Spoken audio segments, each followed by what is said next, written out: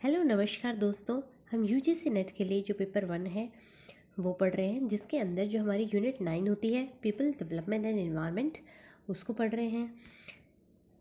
People development and environment जो unit है, इससे रिलेटेड कुछ जो टॉपिक्स हैं वो हमने प्रीवियसली वीडियोस में कवर किए हुए हैं, जो आपको उसका लिंक आपको जो है वो डिस्क्रिप्शन में मिल जाएगा, वहाँ से आप देख सकते हैं। और जो हमारी ये यूनिट है यूनिट 9, उसका ये सिलेबस है जो हमने प्रीवियसली वीडियो में डिस्कस किया हुआ है।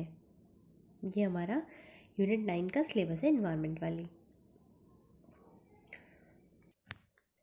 इससे प्रीवियस वीडियो में हमने मॉन्ट्रियल प्रोटोकॉल पढ़ा था और किगाली अमेंडमेंट पढ़ा था, जिसके अंदर हमने उनसे रिलेटेड जो टॉपिक्स हैं उनको समझा था।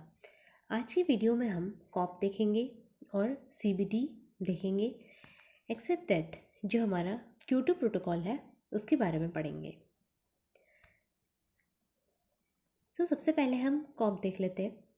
मॉन्ट्रियल प्रोटोकॉल जो है वो थोड़ा सा हम रिवाइज कर लेते हैं मॉन्ट्रियल प्रोटोकॉल के बारे में।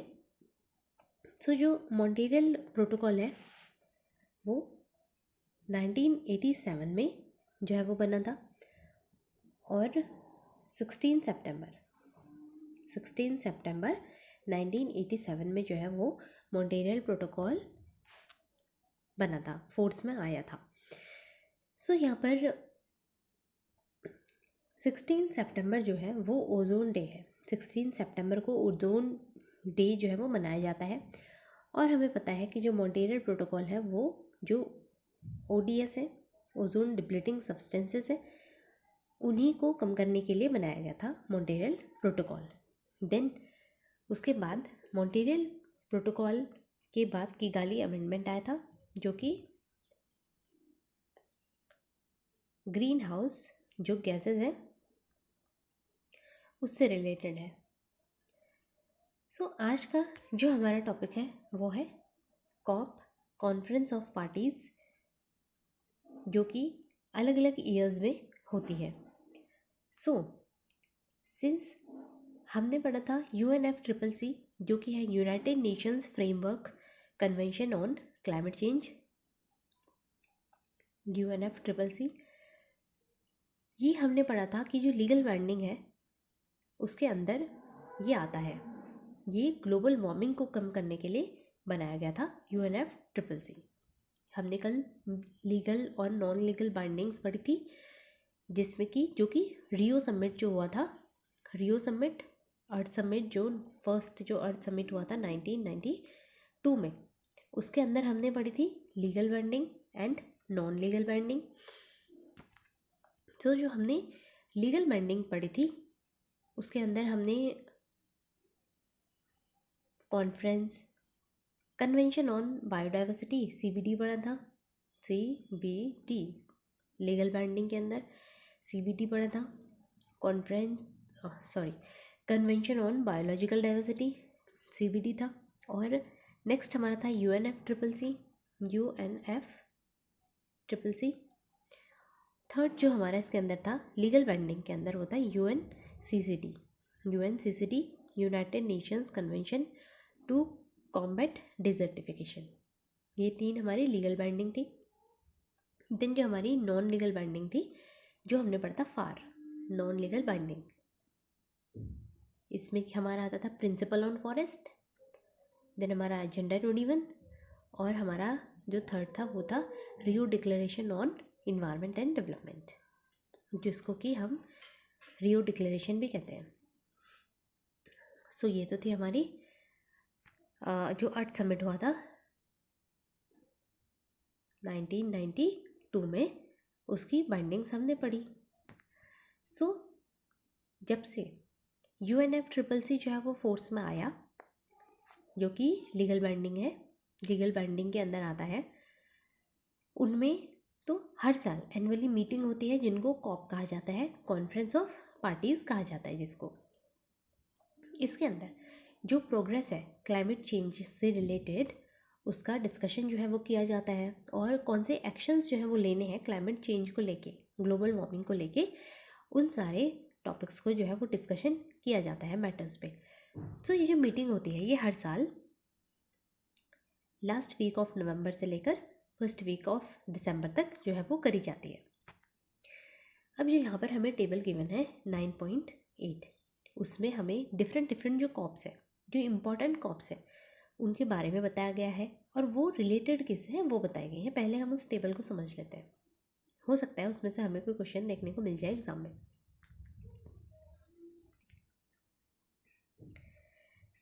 सो जो हमें टेबल गिवन है, इसमें हमें जो इम्पोर्टेंट कॉप्स है, मेन कॉप्स जो हुई थी उनके बारे में बताया है, और प्लेस ऑफ मीटिंग कहाँ पर हुई, उसमें जो डेवलपमेंट के जो प्रोग्राम थे उससे रिलेटेड वो यहाँ पर बताए गए हैं। तो सबसे पहला देख लेते हैं COP1। COP1 जो है ये बर्लिन में हुआ था, जर्मनी में 1995 में। ये फर्स्ट मीटिंग थी जिसमें कि साइंटिफिक और टेक्नोलॉजिकल जो एडवाइजेज है उनके बारे में जो है वो बात कही गई। देन COP3 है हमारा, जो कि 1997 में हुआ था, जिसी के बाद क्योटो जो प्रोटोकॉल है वो आया था। क्योटो जो है वो जापान में है। सो वहाँ पर ये मीटिंग जो है वो हुई थी, COP conference of parties, COP3। So जो Kyoto protocol annexes 1 parties commit to binding reduction targets, ये इसके अंदर क्योटो प्रोटोकॉल के अंदर है। क्योटो प्रोटोकॉल को अभी हम डिटेल में पढ़ेंगे। देन नेक्स्ट जो COP8 हुई थी वो न्यू दिल्ली इंडिया में हुई 2002 में। इसके अंदर जो टेक्नोलॉजीज डेवलपमेंट है, जो डेवलपिंग नेशंस है उनके लिए minimize the impact of climate change on the developing nations. So जो टेक्नोलॉजी का ट्रांसफ़र है वो डेवलप्ड नेशन से जो डेवलपिंग नेशन है वहाँ पर जो है वो किया जाए, ताकि वहाँ पर क्या हो, क्लाइमेट चेंज जो है वो कम हो।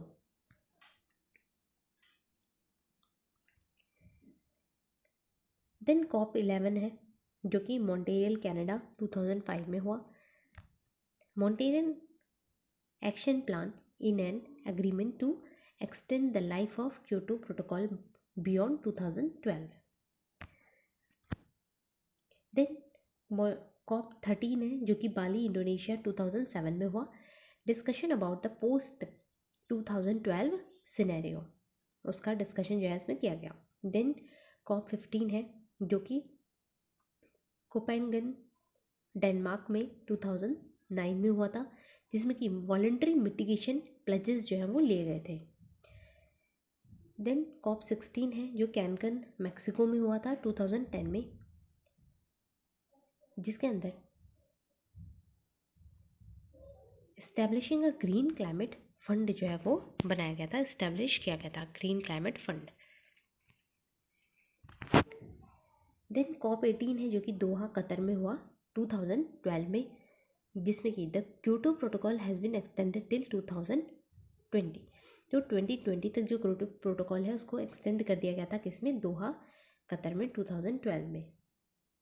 देन COP19 एंड 20 जो है वो वार्सो पोलैंड एंड लीमा पेरू में हुआ था, जो कि INDC intended nationally determined contribution जो है इसकी बात यहाँ पर कही गई थी।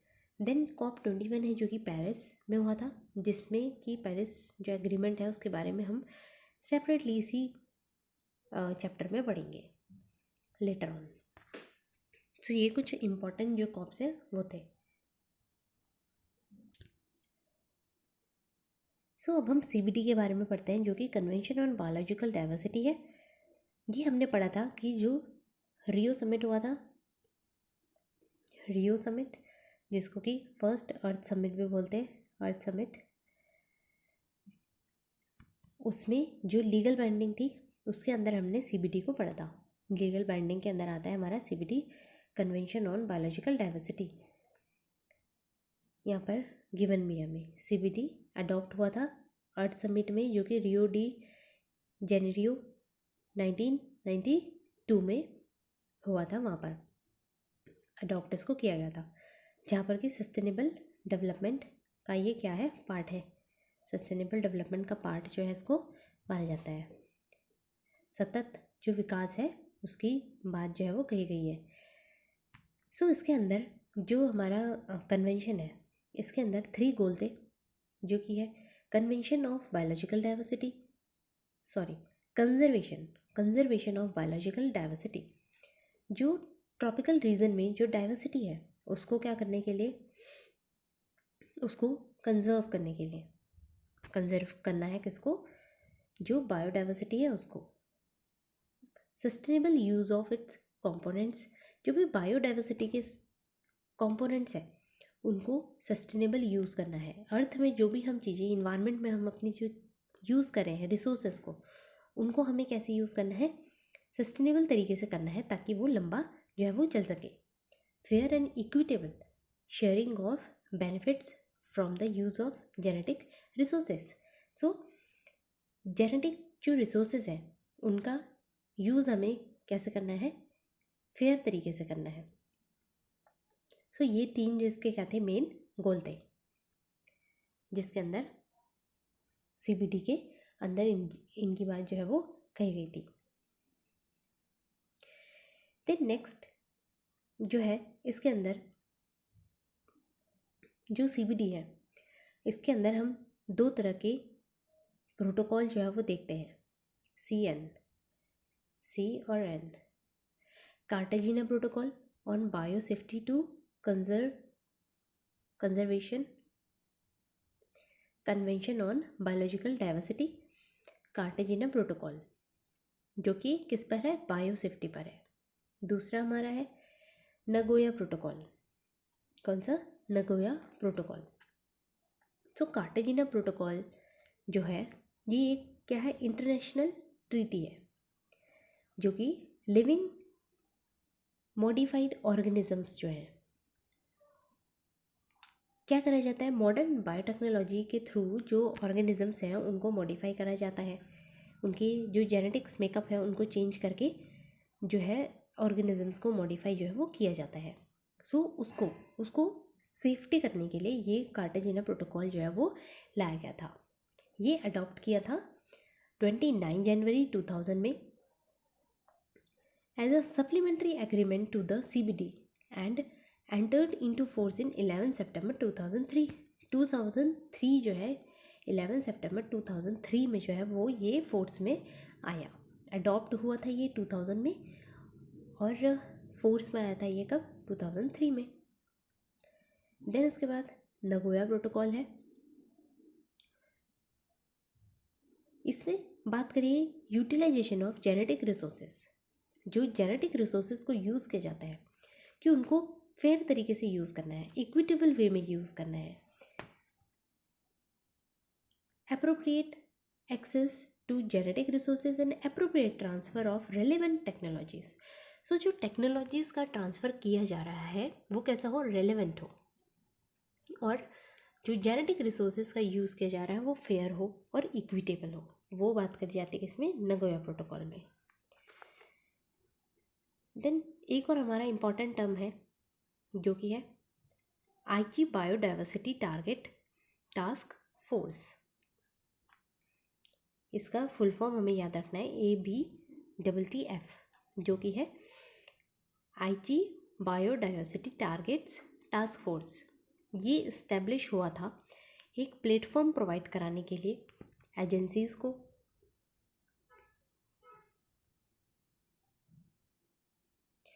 और ऑर्गेनाइजेशंस के कोऑर्डिनेशन को। जो बायोडाइवर्सिटी के जो प्लान्स बनेंगे उनको इम्प्लीमेंट करने के लिए जो एजेंसीज़ और ऑर्गेनाइजेशंस होती हैं उनको सपोर्ट करने के लिए, उनकी एक्टिविटीज़ को प्लान करने के लिए जो है ये बनाया गया था, जो कि हमारा 2011 और 20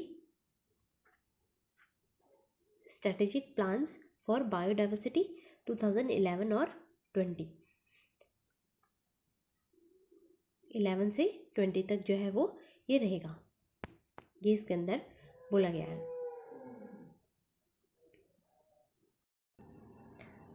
नाउ जो CBD है वो साल में 2 साल बाद जो है वो होता है। CBD जो है हमारा कन्वेंशन ऑन बायोलॉजिकल डाइवर्सिटी, ये जो है हर 2 साल बाद जो है ये होती है। तो 2018 में जो CBD हुआ था वो इजिप्ट में हुआ था। यूएन बायोडाइवर्सिटी कॉन्फ्रेंस हुई थी, वो 2008 में इजिप्ट में हुई थी। देन उसके बाद जो कॉन्फ्रेंस हुई थी वो बीजिंग में 2020 में हुई थी। सो ये हमारा CBD के बारे में था। अब हम क्योटो प्रोटोकॉल जो है उसके बारे में पढ़ लेते हैं कि क्योटो प्रोटोकॉल कब बना, क्यों इसे लाया गया, और इसका जो इसमें जो एग्रीमेंट साइन हुए थे वो किस बात पर साइन हुए थे। सो क्योटो प्रोटोकॉल जो है वो कॉप हुआ था जो जापान में, कॉन्फ्रेंस ऑफ पार्टीज जो जापान में हुई थी 1997 में। तब क्योटो प्रोटोकॉल जो है वो लाया गया था 1997 में। इसका मेन गोल था कि जो ग्लोबल वार्मिंग है, ग्लोबल वार्मिंग को फाइट करना है, ग्लोबल वार्मिंग के अगेंस्ट, और जिससे कि जो ग्रीन हाउस गैसेस हैं उनको एटमॉस्फेयर से कम करके ग्लोबल वार्मिंग के लिए फाइट करने के लिए जो क्योटो प्रोटोकॉल है वो लाया गया था। सो हमें पता है कि जो डिफरेंट एंथ्रोपोजेनिक एक्टिविटीज़ हैं जिनकी वजह से जो हमारा क्लाइमेट है उसमें चेंज हमें देखने को मिल रहा है, जिससे कि जो ग्लोबल वार्मिंग है वो बढ़ रही है। ग्लोबल वार्मिंग की जो प्रॉब्लम है वो देखी जा रही है। कहीं ना कहीं ये जो सारी चीज़ें हैं ये आपस में कनेक्टेड है कि ग्रीन हाउस गैस के इमिशंस से किस तरह से जो ग्लोबल वार्मिंग है वो बढ़ती है। सो जो क्योटो प्रोटोकॉल है इसका जो मेन पॉइंट था वो क्या है कि ग्रीन हाउस जो गैसेस हैं उनको रिड्यूस करना है 5% बाय 2012 तक जो है 5%, जो 1990 का जो लेवल है उससे 5% तक 2012 तक इसको कम करना है। देन इंडिया जो है, इंडिया ने जो क्योटो प्रोटोकॉल है उसको रेटिफाइड किया 2002 में।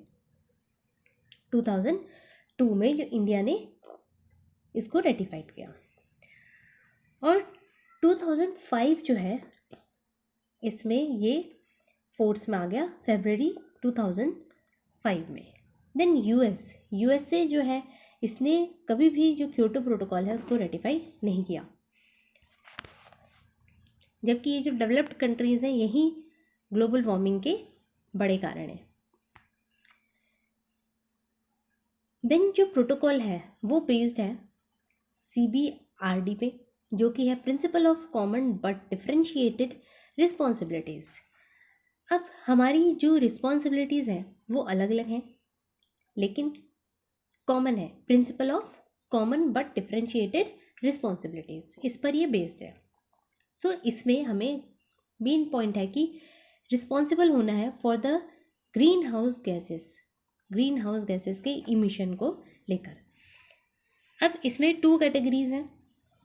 एक तो बिगेस्ट कंट्रीज़ हैं जो कि डेवलप्ड कंट्रीज़ होते हैं, डेवलप्ड नेशन है, जैसे कि US, United kingdom, France, Japan, Russia, ये डेवलप्ड कंट्रीज़ हैं, ये एक कैटेगरी है। और दूसरी कैटेगरी है जो कि डेवलपिंग कंट्रीज़ है, जिसके अंदर चाइना, इंडिया, ब्राज़ील जो है ये आते हैं, जिनका कि विकास ही जहाँ पर जो है वो 1950s के बाद ही शुरू हुआ है।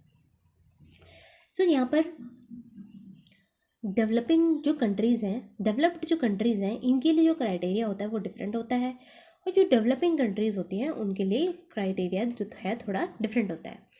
सो यहाँ पर ग्रीन हाउस गैसेस के इमिशन को क्या करना है, उसको लिमिट करना है, बाइंडिंग लिमिटेड करना है उसको, ग्रीन हाउस गैसेस के इमिशन को। यही क्योटो प्रोटोकॉल का क्या है, मेन जो है वो पॉइंट है। अब कुछ जो मैकेनिज्म है, 3 मैकेनिज्म है जो क्योटो प्रोटोकॉल के अंदर हमें माइंड में रखने हैं। वो है सबसे पहला हमारा CDM, clean development mechanism. Then second है emission trading, cap and trade. Emission trading allows nations to sell unused emission units to countries that have exceeded their targets. जो भी टारगेट्स एक कंट्री ने लिए हैं उससे वो एक्सीड ना हो।